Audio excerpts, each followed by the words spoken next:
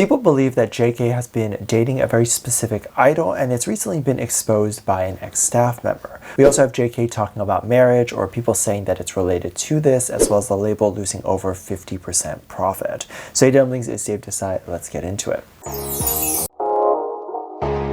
So HYBE has recently had some shareholder investor meetings. These meetings are typically there to talk about the profitability of the company, what direction they're going in, what their overall plans are for the future, and how they are expected to do their shareholder duties. Of course, the main reason why a shareholder is even a shareholder is because they are expecting to gain a profit after becoming one or investing in the company. And so if you are not an investor, why would this be something that is important for you to pay attention to? You definitely probably won't care about the profitability of the company. However, what is mentioned in the shareholder meetings is often dictates what they're going to do next and what their plan of action is. It seems like their next steps are gearing towards preparing for when BTS comes back and really pushing them to the forefront. They talk about their plans of what they're going to do when BTS comes back, and then focusing their efforts on the comeback, and then talking about how they expect to see a significant increase in profitability at that point.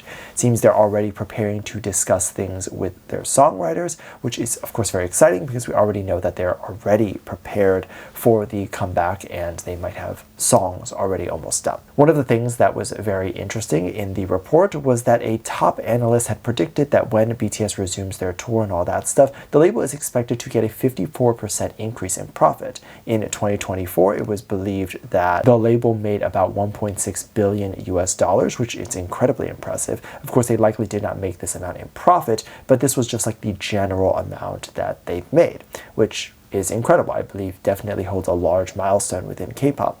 Now, the analysts predicted the 54% increase, which would make some of the profits around $2.4 billion, which is absolutely insane that it would be that high. Now, what is absolutely crazy to me is not even this increase, because we can definitely see that BTS would bring in this large amount of money, but them getting this 54% number from somewhere definitely indicates that there was a 54% drop when they enlisted. And that to me is absolutely crazy, because they have all these new groups coming into the label and they're debuting all these new artists and making all these new music that they still has not reached as high as when they did when BTS was around.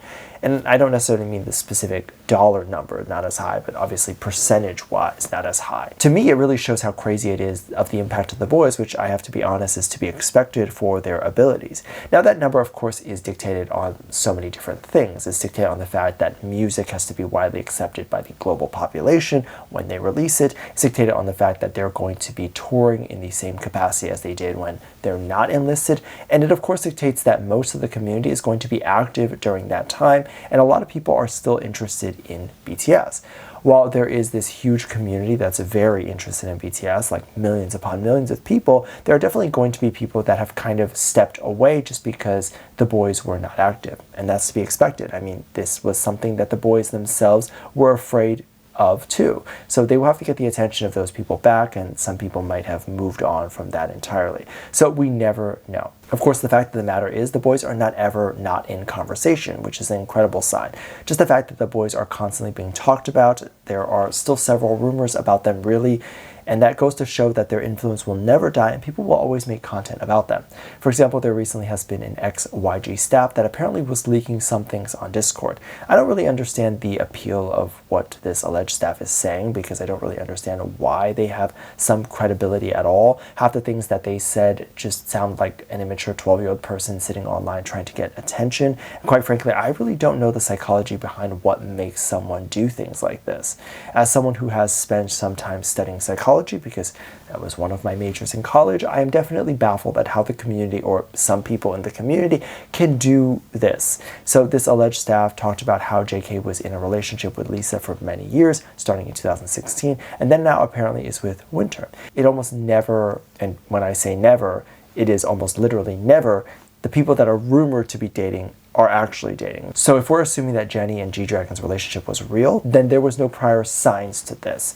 And if we are assuming that the Jennie and V dating rumors were real, there were also no prior evidence of that if you discount the V following Jennie situation, because I think at that point, if it is real, they were trying to hint towards the relationship, and so you can't really count that necessarily. But before then, people definitely would not have thought that it would be these two together, and the list really goes on and on.